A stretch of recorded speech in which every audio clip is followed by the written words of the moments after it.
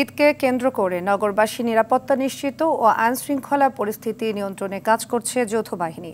এর অংশ হিসেবে ধানমন্ডি, মোহাম্মদপুর, শ্যামলী সহ নগরীর বিভিন্ন গুরুত্বপূর্ণ মোড়ে তল্লাশি চৌকি বসায় র্যাব।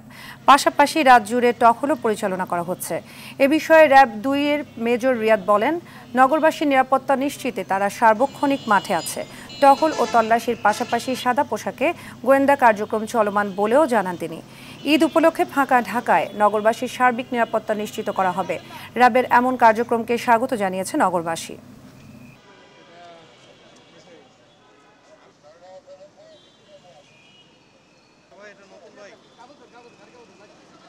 আমাদের ২৪ ঘন্টায় আমরা নিরাপত্তার জন্য ৩টা ফেজে কাজ করছি। নগরবাসীর নিরাপত্তার কথা চিন্তা করে এবং যাতে আগামী ঈদটা স্বস্তির সাথে কাটানো যায় সেই লক্ষ্যে আমরা কাজ করছি।